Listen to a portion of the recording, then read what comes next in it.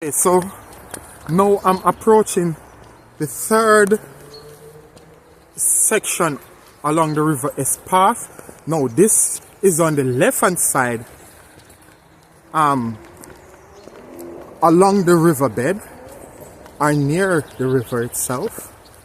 So from White Creek following the River S path, it's on the left hand side.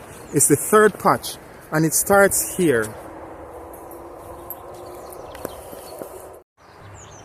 So I use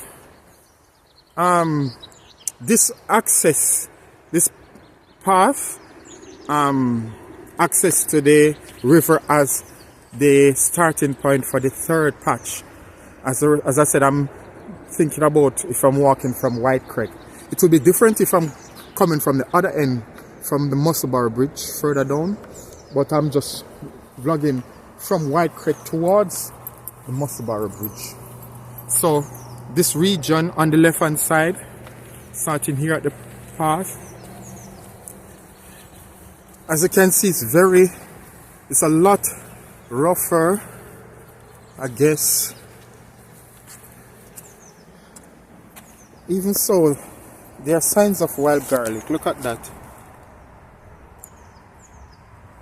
It doesn't matter where you go in this side, along the side, to find wild garlic, because it does so well in this climate.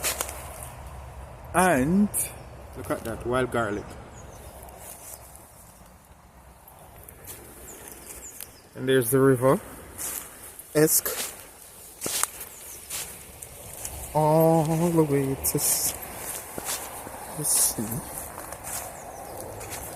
So the land isn't as well, I wouldn't say designed, because I don't think people necessarily design it.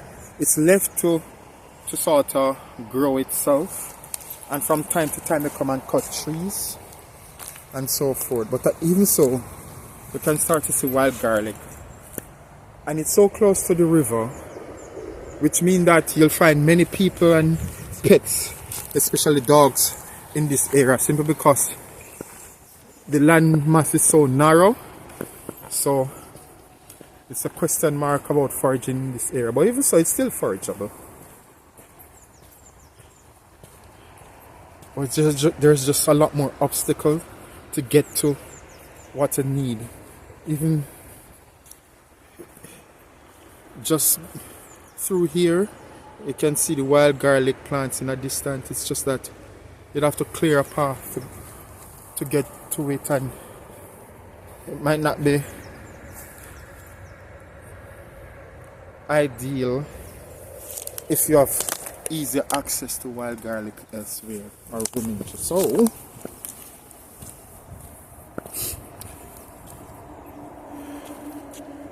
me just check here.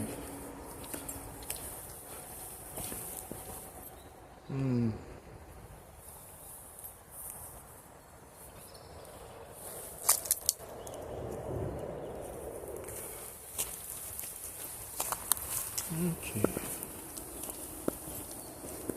So you can tell there are a few trees here that have been cut down some time ago. For what reason, I don't know.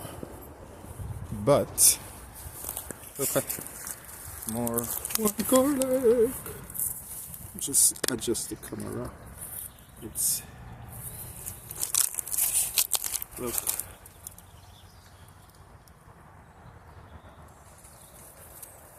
Let's see. Oh.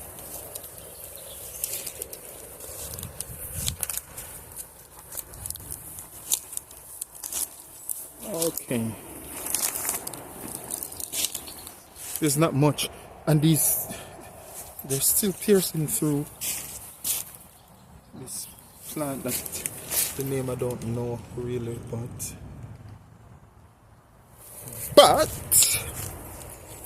as long as there's wild garlic, there is hope for foraging.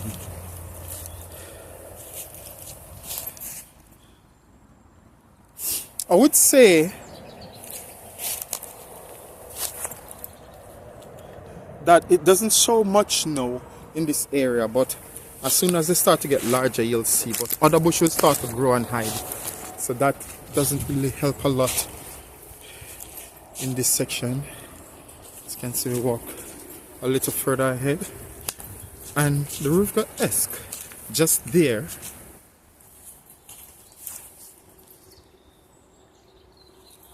Let's continue.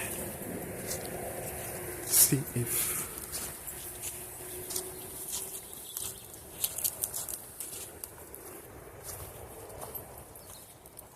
right. Let's just go back on me.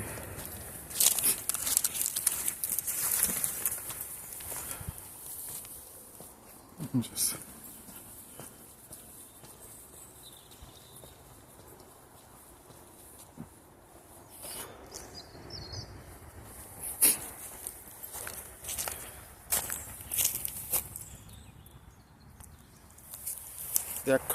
they're coming up. Look, these ones are a lot smaller for now.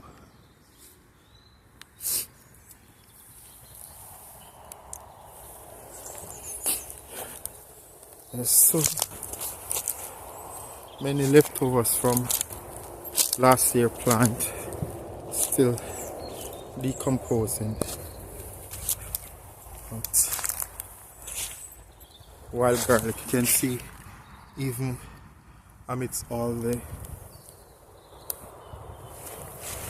old branches from other plants, still there. But this patch is a lot more accessible, but it's got less wild garlic than the second one, but more than the first patch that I visited, our region. I need to start naming these regions. It would be, even for myself, so I can remember. If I give it a specific name and draw a little map, it might be easier to sort of put context to it. If you're going to Masborough, you go to this zone, that zone. It's given a name and it's very straightforward, you know. But I'll see. So that concludes the third part from walking along the reverse path from White Creek.